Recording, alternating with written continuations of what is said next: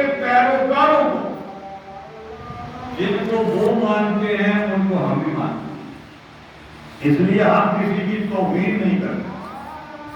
اب آ جائیں آپ بحثیت اہل سنت والجماعت کے، کہ ہم ہیں اہل سنت والجماعت، تو بحثیت اہل سنت والجماعت ہونے کے ہم کسی مذہب کے جو رہنما ہیں ان کی توہین نہیں کرتے۔ مثال کے طور پر جو شیعہ حضرات ہیں، ان کے جو 12 امام ہیں، ان میں سے کسی ایک کی ہم توہین نہیں کرتے۔ ہم اہل بیت میں سے کسی کی توہین نہیں کرتے۔ ہم خاندان نبوت، کیوں کہ خاندان نبوت کو تو مانتے ہی ہم ہیں، اہل بیت کو مانتے ہی ہم ہیں، تو ہم سب کو مانتے ہیں۔ اس لیے ہماری وجہ سے ان کے جذبات کو ٹھیس نہیں پہنچتی، ان کے مذہب پر دب نہیں پڑتی، ان کو ہماری وجہ سے کوئی تکلیف نہیں ہوتی۔ وہ دنیا کی کسی عدالت میں انہوں نے آج تک یہ کیس نہیں کیا کہ فلاں مولوی سنی مولوی نے ہمارے فلاں امام کی توہین کی ہو۔ وہ ہمارے بھی بزرگ ہیں، ہم ان کا احترام کرتے ہیں، اکرام کرتے ہیں، عزت کرتے ہیں۔ لڑائی اس وقت ہوتی ہے، فساد اس وقت ہوتا ہے ملک میں جب کوئی جنہیں ہم مانتے ہیں انہیں گالی دے۔ ہم نہ یہودیوں کے نبی کو گالی دیتے ہیں، نہ شیعوں کے کسی امام کو گالی دیتے ہیں، ہم احترام کرتے ہیں، مانتے ہیں۔ لیکن جب جنہیں ہم مانتے ہیں جب کوئی انہیں گالی دے گا پھر نقص عمل پیدا ہو۔ جب کوئی ابو بکر کو کافر کہے گا تو پھر مسلمان جو ابو بکر کو امام مانتے ہیں وہ مچلیں گے، ان کے خون میں جوش آئے گا، ان کا بھی کیوں مذہب ہے۔ جب کوئی عمر کو گالی دے گا، جب کوئی عثمان کو گالی دے گا وہ اچھلے گے۔ اور اگر کوئی یہ سمجھتا ہے کہ ہم ابو بکر کو گالی دیں اور عمل کریں، ہمیں کوئی کچھ نہ کہے، ہم عمر کو گالی دیں کوئی ہمیں کچھ نہ کہے، ایسا نہیں ہوگا۔ مسلمان سب کچھ قربان کر سکتا ہے۔ ہمیں جو جی چاہے کہو، ہم برداشت کریں گے۔ ہمیں خاندان کی گالی دو، ہم برداشت کریں گے۔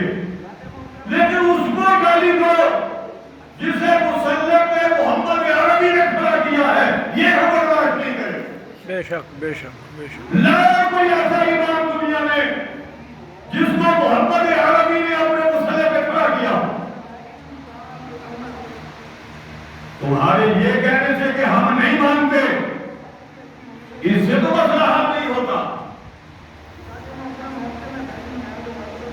کوئی کہتا ہے کہ میں ازواج مطہرات کو نہیں مانتا، نہ مانو نہیں مانتے ہو۔ تمہیں کس نے کہا ہے کہ عائشہ تمہاری ماں ہے؟ عائشہ تو مومنوں کی ماں ہے، عائشہ تو ام المومنین ہے۔ تم نہیں مانتے، نہ مانو، جہنم میں جاؤ، تمہاری ماں ہی نہیں ہو۔ قرآن کہتا ہے وَأَزْوَاجُهُ أُمَّهَاتُهُمْ، نبی کی بیویاں مومنوں کی مائیں ہیں۔ یہ ہمیں کسی ملاک نے نہیں کہا، کسی نشئی نے یہ نہیں کہا،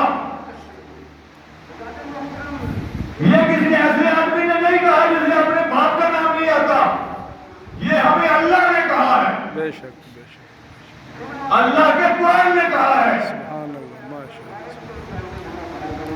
کیا مقتدر ہو؟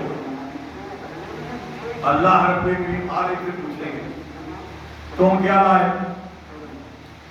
میں یہ لایا، میں نے اتنی نمازیں پڑھی، میں نے قرآن پڑھا، میں نے روزے رکھے، میں نے حج کیا، یہ سارے اعمال تیرے لیے لایا، میرا نامہ اعمال دے۔ حضرت عائشہ سے اللہ رب العالمین پوچھیں گے تیرے پاس کیا ہے؟ تو حضرت عائشہ صدیقہ رضی اللہ تعالیٰ عنہ عرض کرے گی مولا میرے گھر کا دروازہ کھولو دیکھو اندر کون ہے؟ جسے تم گنبد خضرا کہتے ہو، جسے پاک پیغمبر کا روضہ کہتے ہو، جہاں پاک پیغمبر آرام فرما ہے، ہمارا عقیدہ یہ ہے کہ پوری کائنات میں سب سے افضل جگہ جو ہے وہ ہے جسے پیغمبر کا روضہ کہتے ہیں۔ سبحان اللہ۔ ہمارا ایمان یہ ہے کہ وہ جگہ جہاں حضور علیہ السلام آرام فرما ہے وہ کعبہ سے بھی افضل ہے۔ آپ دیکھو کسی کے ماننے نہ ماننے سے فرق نہیں پڑتا۔ آپ نے لوگوں کو ایک کام کرتے دیکھا ہوگا، جب کوئی آدمی مرتا ہے اسے جب قبر میں رکھا جاتا ہے تو آپ نے دیکھا ہوگا کہ لوگ تھوڑی سی مٹی اٹھا کر وہاں رکھ دیتے ہیں۔ یہ بات تو آپ نے دیکھی ہوگی۔ اب یہ کہ وہ مٹی کیوں اٹھاتے ہیں، مٹی کی خاصیت کیا ہے؟ اصل میں وہ قرآن پاک کی اس آیت کی طرف اشارہ کرتے ہیں، منہا خلقناکم وفیہا نعیدکم ومنہا نخرجکم تارۃ اخری۔ اے بندے جس مٹی میں تجھے ہم، یہ وہ مٹی ہے جس سے تیرا ضمیر اٹھایا ہے، اور اسی مٹی میں ہم نے تم کو رکھا، اسی سے تم پھر اٹھائے جاؤ۔ جس جگہ انسان کی قبر بنتی ہے وہاں کی مٹی سے اس انسان کے ضمیر کو اٹھایا جاتا۔ جہاں کسی جگہ جا کر پوچھو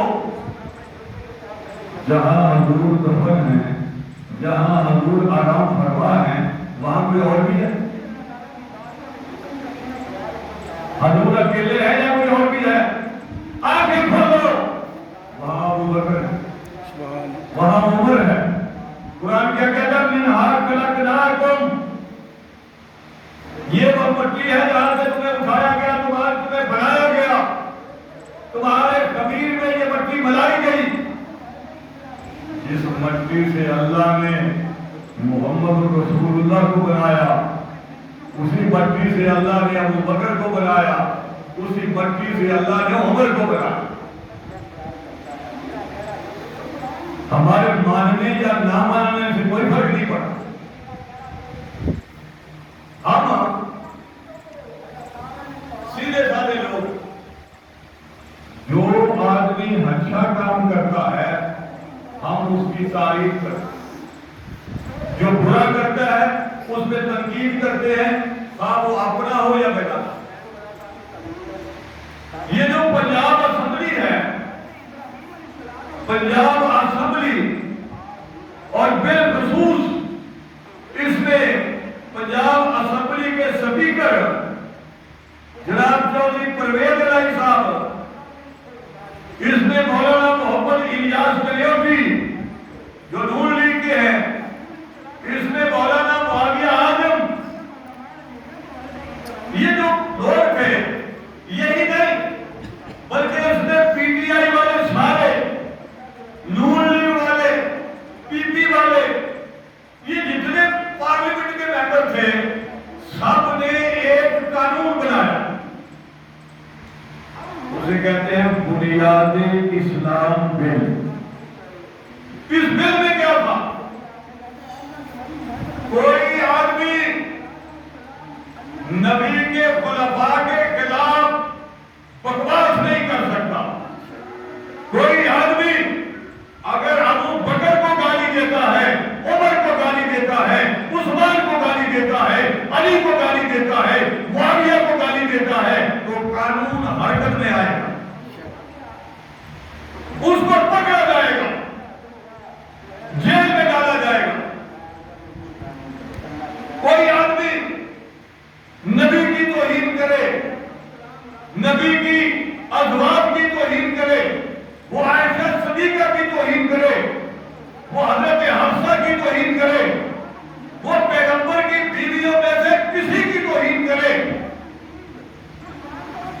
کے خلاف کارروائی ہوگی.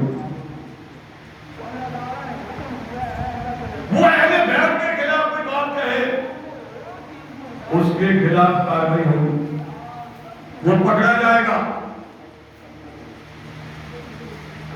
یہ بل اتفاق رائے سے پنجاب اسمبلی میں پاس ہو. یہ بتاؤ، سوچو کہ کیا دین ہمیں گالی دینا سکھاتا ہے؟ نہیں. دین گالی دینا نہیں سکھاتا. بد اخلاق کا کوئی دین نہیں ہوتا. جس کا اخلاق نہ ہو اس کا کوئی مذہب نہیں ہوتا، اس کا کوئی دین نہیں ہوتا. دین کے لیے اخلاق کا ہونا ضروری ہے، اور اخلاق کا تقاضا یہ ہے کہ آپ جب بھی کسی کو مخاطب کرو احترام کے ساتھ.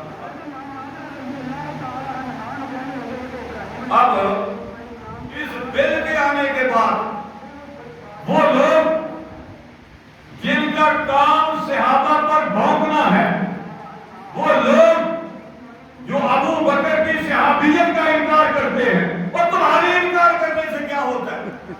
جا کے گھر کو دیکھو، غار حرا کے ساتھ کون، غار ثور کے ساتھ کون، سفر میں کون تھا ساتھ؟ ابو بکر ایسے صحابی ہیں کہ قرآن پاک میں سوائے ابو بکر کے کسی اور کی صحابیت کا ذکر نہیں. قرآن کہتا ہے لا تحزن ان اللہ معنا. آپ کبھی غور کریں 3 پارہ. آپ یہ جانتے ہیں کہ حضرت امام حسین رضی اللہ تعالیٰ عنہ کہاں شہید ہوئے؟ کیا ہوئے؟ اور کہاں ہوئے؟ کربلا میں. کربلا میں. تو کربلا میں کیوں گئے؟ بھئی اگر کربلا میں دین کو خطرہ تھا، تم کہتے ہو دین بدلا جا رہا تھا، دین کو خطرہ تھا، دین کو مٹایا جا رہا تھا، تو حضرت حسین رضی اللہ تعالیٰ عنہ اپنے خاندان کو لے کر، اپنے شیر خان بچوں کو لے کر کربلا میں پہنچے. اگر ابو بکر سے دین کو خطرہ ہوتا تو جس طرح حضرت حسین یزید کے مقابلے میں نکلے، حضرت علی ابو بکر کے مقابلے میں نکلتے. بے شک. اگر عمر سے اسلام کو خطرہ ہوتا، ہم پوچھتے، ہمارا سوال ہے کہ جس طرح حضرت حسین نکلے، حضرت علی کیوں نہیں نکلے؟ حضرت عثمان کے خلاف جس طرح حضرت حسین کربلا میں گئے، حضرت علی کیوں نہیں گئے؟ بلکہ جب سیدنا عثمان غنی رضی اللہ تعالیٰ عنہ یا آج کے بعد جو دعا ہے وہ شاہد عثمان پہ ہم بیان کریں گے کچھ نہ کچھ. تو سیدنا عثمان غنی رضی اللہ تعالیٰ عنہ آخری ایام میں جب ان کے گھر کا محاصرہ کیا گیا تو حضرت علی رضی اللہ تعالیٰ عنہ نے حضرت عثمان کی حفاظت کے لیے حضرت حسن کو، حضرت حسین کو دروازے پہ کھڑا کیا. نبی کی ایک بیٹی نے اگر حضرت علی کے گھر کو آباد کیا ہے تو نبی کی 2 بیٹیوں نے عثمان غنی کے گھر کو آباد کیا. عثمان کو زندو رین اس لیے کہتے ہیں 2 نور والا. اب یہ سارے مل کر پریس کانفرنس یہ قانون منسوخ کیا جائے، کیوں نہیں؟ یہ ہم گالیاں نکالنا چاہتے ہیں. وہ لوگ جو آج تک تصور کرتے تھے، جو یہ سمجھتے تھے کہ یار مولوی شدت پسند ہے، کیوں ان کی اتنی محبت کرتے ہیں؟ ان کو بھی بات سمجھ نہیں آتی کہ ملک کا امن تباہ کرنے والا کون ہے. جو لوگ تعریف کے ساتھ کسی کو مخاطب کریں ان سے امن تباہ نہیں ہوتا. امن تباہ ان سے ہوتا ہے تو تبرہ کرتے ہیں، گالی دیتے ہیں. جن کا مذہب گالی دینا ہے،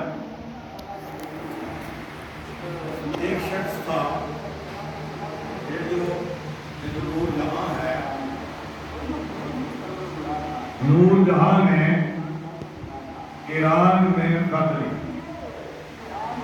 کیونکہ یہ ایرانی تھی، اس نے وہاں کے آیت اللہ کو خط لکھا، بندہ بھیجا کہ جناب یہاں کوئی بہت بڑا عالم ہے جو عالم آئے اور یہاں آ کر اپنے مذہب کی تبلیغ کرے، تو جو عالم آئے اسے ہدایت کرو کہ وہ لاہور کے راستے آئے، سیدھا دہلی نہ آئے۔ دہلی میں تو بڑے بڑے علماء بیٹھے ہیں، اگر علماء سے واسطہ پڑا تو بات خطرے میں پڑ جائے گی۔ تو آپ اسے کہیں کہ وہ لاہور کے راستے آئے، لاہور میں علماء نہیں ہے بلکہ یہاں درویش ہیں، پیر لوگ ہیں، فقیر لوگ ہیں۔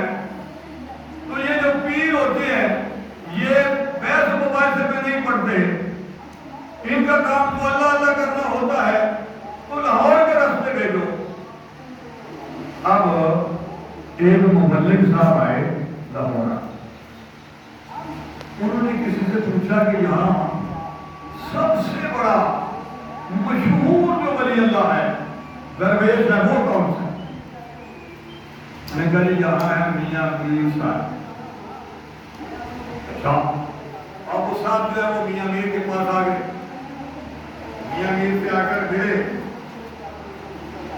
تو حضرت میاں میر رحمہ اللہ نے پوچھا کہ بھئی آپ کہاں سے آئے ہیں؟ انہوں نے کہا جی میں ایران سے آیا۔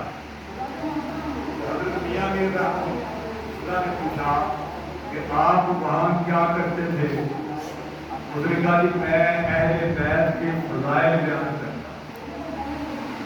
تو حضرت میاں میر رحمہ اللہ نے فرمایا کہ بھئی اہل بیت کو تو آپ بھی مانتے ہیں، تو آپ فضائل بیان کریں اور سنتے ہیں۔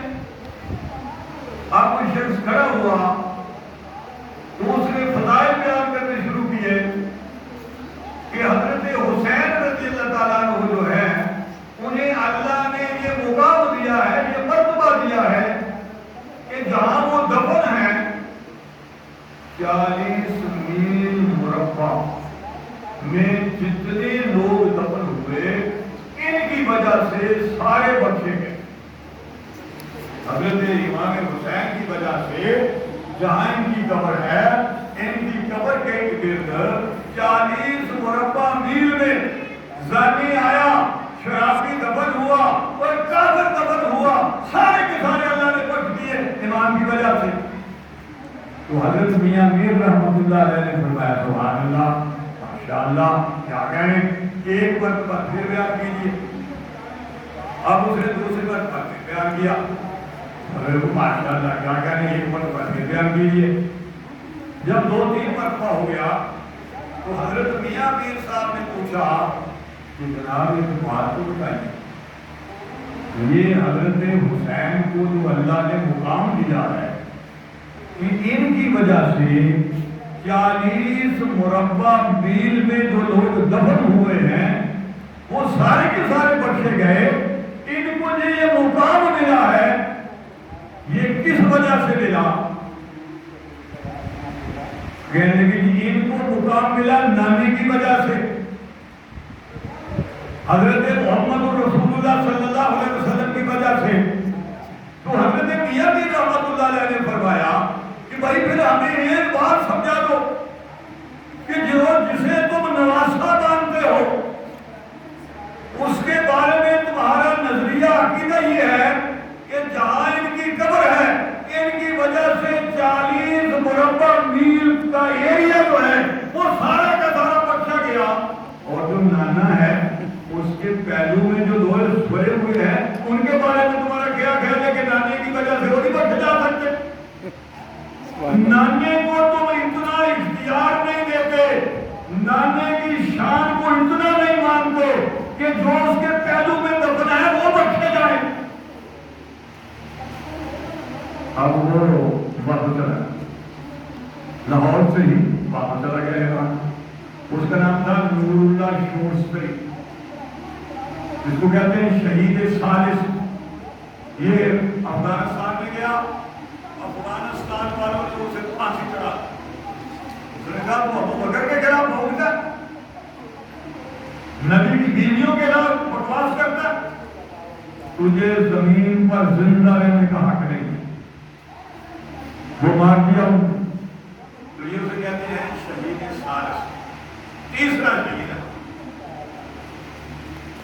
وہ ہم یہ کہتے ہیں کہ یہ جو پنجاب اسمبلی نے بل پاس کیا, اس سے ملک میں امن آئے گا, اس میں ملک میں سکون آئے گا. صحابہ کرام کے خلاف تبرہ بند ہونا چاہیے. تم نے تو حضرت حسین کے نام پر مال اکٹھا کیا ہے, دولت کے انبار لگائے ہیں. جنہیں گالی دیتے ہوئے انہوں نے گھر بار قربان کیا. ابو بکر اسے کہتے ہیں جس نے سارا مال لا کر نبی کے قدموں میں رکھا. ماشاءاللہ, سبحان اللہ. یہ ابو بکر کو صدیق کیوں کہتے ہیں؟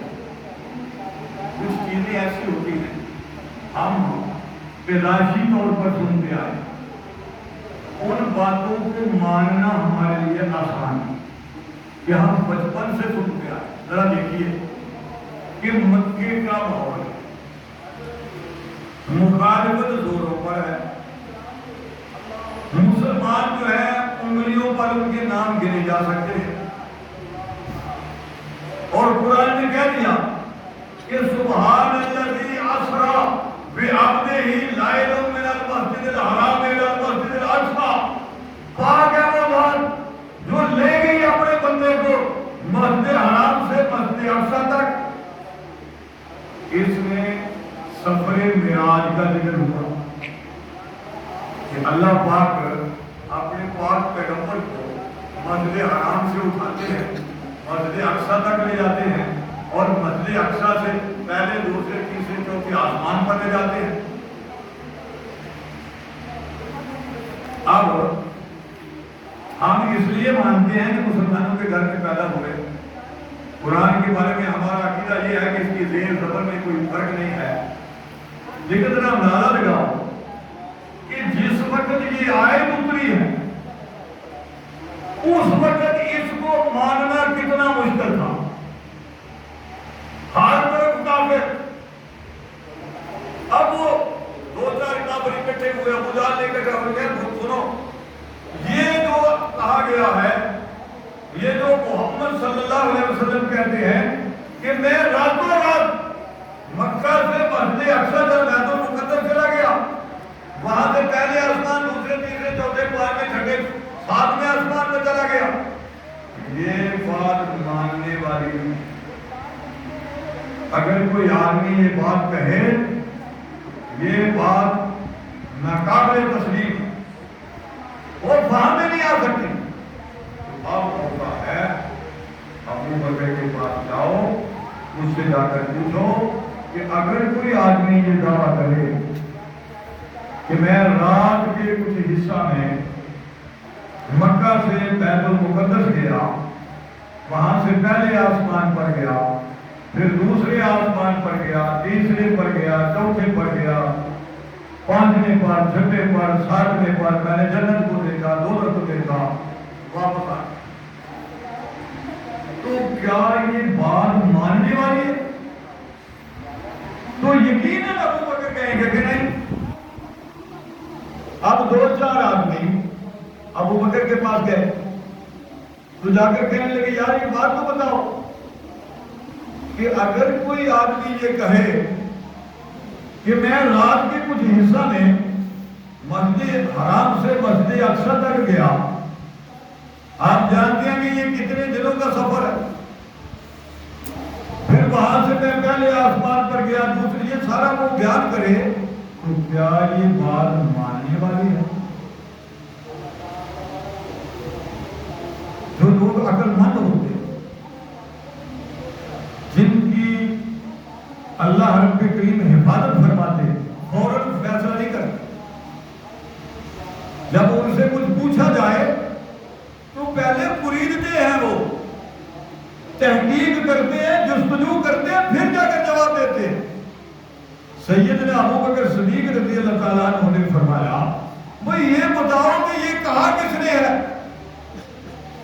انہوں نے کہا یار اس کو چھوڑو، یہ کہنے والا کون ہے؟ کوئی بھی کہہ سکتا ہے، میں کہتا ہوں، تم کہتے ہو، کوئی اور کہتا ہے، تم صرف یہ بتاؤ کہ یہ بات ماننے والی ہے؟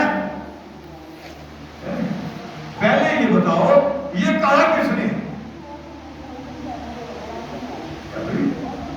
کوئی کہہ دے، پہلے بتاؤ کس نے کہا ہے؟ انہوں نے کہا تمہارے دوست نے کہا جسے تم نبی مانتے ہو۔ تو فرمایا کہ اس نے کہا ہے تو ابو بکر تصدیق کرتا ہے کہ آپ نے سچ کہا۔ سبحان اللہ، ماشاءاللہ۔ سب سے پہلے معراج کی تصدیق جو ہے یہ حضرت ابو بکر نے کی ہے، اور نبی کی نبوت کی تصدیق سب سے پہلے ابو بکر نے کی ہے۔ ابو بکر سب سے پہلے ایمان لایا ہے۔ مسلمان دور کوئی ہو،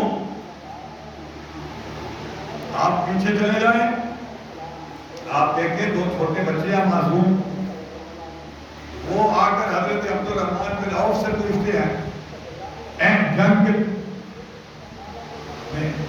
کہ چچا ابو جہل کو تمہیں کیا؟ انہوں نے کہا ہم نے سنا کہ ہمارے نبی کو گالی دیتا، تو وہ کہتے میں نے تلوار کی نوک سے کہا وہ ابو جہل ہے، ابھی میری تلوار پیچھے نہیں ہٹی، اور بجلی کی طرح وہ بچے لپکے ابو جہل کا لاشا زمین پہ تڑپ رہا۔ کہتے میں تڑپ کروں گا کیا؟ میں نے اس کی گردن کاٹ دی۔ کل ہو نبی کی موجودگی میں چھوٹے بچوں کا حال یہ ہے کہ وہ سب کچھ برداشت کر سکتے ہیں، نبی کی توہین برداشت نہیں کر سکتے۔ پھر آپ نے دیکھا کہ غازی الدین تھا، عام آدمی تھا، لیکن اس نے کہا سب کچھ ہو سکتا ہے، جو نبی پر بکواس کرے، جو نبی پر الزامات لگائے، جو نبی کی گستاخی کرے، وہ زندہ نہیں رہ سکتا۔ تو علم دین نے وہ راجپال کو قتل کر دیا جس نے رنگیلا رسول کتاب لکھی تھی۔ پھر آپ نے دیکھا غازی عبد القیوم تھا، اس نے سکھ کو قتل کر دیا۔ سلسلہ لمبا ہے، تھوڑا سا پیچھے جائیں، ایک محمد عامر تھا، اس کے سامنے جب گستاخی ہوئی، وہ لندن جرمنی میں تھا، اس نے نہیں دیکھا کہ یہاں میرا کوئی ساتھی ہے یا نہیں، جس نے نبی کی گستاخی کی اس پر اس نے حملہ کر دیا، اسے شہید کر دیا گیا۔ پھر دیکھا آپ نے کہ چھوٹا موٹا بندہ نہیں، اقتدار کا بڑا نشہ ہوتا ہے۔ سلمان تحصیل جو پنجاب کا گورنر تھا، اس نے آسیہ ملعونہ کی حمایت میں بیان دیا اور کہا کہ یہ توہین رسالت کا جو قانون ہے یہ کالا قانون ہے۔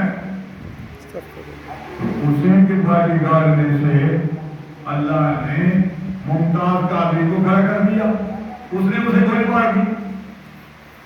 تم نے اس جذبے کو دبانے کی کوشش کی، تم نے مذہبی لوگوں کو رگڑ دینے کی کوشش کی۔ 2018 میں بلکہ 1992 میں ایک آدمی نبوت کا دعویٰ کرتا ہے، وہ رسول اللہ کی توہین کرتا ہے، اس کے ساتھ علماء کے مناظرے ہوتے ہیں، وہ توبہ کرتا ہے، مسلمان بن جاتا ہے، اس کے بعد پھر وہ اپنی خباثت سے باز نہیں آتا۔ پھر 2018 میں وہ کہتا ہے کہ میں خود نبی ہوں۔ استغفر اللہ۔ مرزا غلام احمد بھی نبی تھا، وہ مجدد بھی تھا، میں بھی نبی ہوں، مجھ پر بھی وحی آتی ہے، میں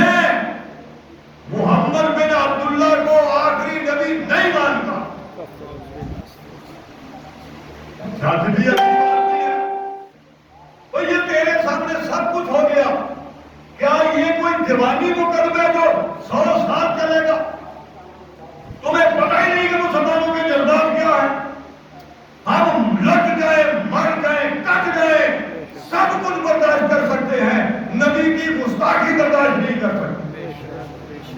وہاں ہر مسلمان سراپا احتجاج بن جاتا ہے. وہ ایک شعلہ ہے جسے تھوڑی سی چنگاری دی جائے آگ بڑھ جاتی ہے. لیکن جج کو کوئی احساس ہی نہیں ہوا. پرسوں عدالت میں ان سے پوچھا گیا، اس نے کہا میں نبی ہوں، میں محمد صلی اللہ علیہ وسلم کو آخری نبی نہیں مانتا، میں مرزا غلام احمد قادیانی کو نبی مانتا ہوں. وہ خالد کا نامی آدمی جو اس کیس کا مدعی تھا، اس نے سوچا کہ یہ جج فیصلہ نہیں کرے گا.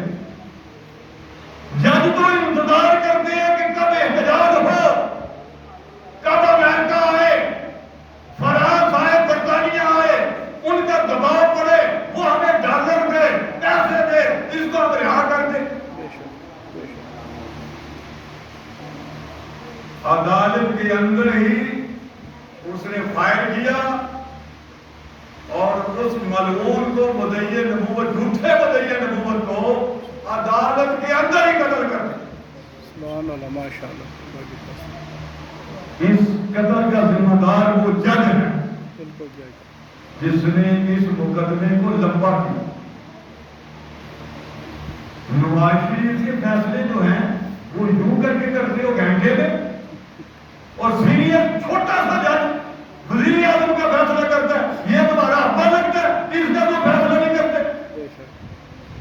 صحیح بات. اور یہ تمہارا یہ ملزم ہے، اس نے نبوت کا دعویٰ کیا ہے مسلمانوں کے ملک میں. ہمارے سید امیر شریعت سید عطا اللہ شاہ صاحب بخاری رحمۃ اللہ علیہ عدالت میں پیش ہوئے. منیر جو قادیانی جج تھا وہ کمیشن میں تھا. جب شاہ جی اندر آئے تو اس نے کہا شاہ جی سنیں تم نے یہ کہا ہے کہ اگر مرزا میرے دور میں نبوت کا دعویٰ کرتا تو میں قتل کر دیتا.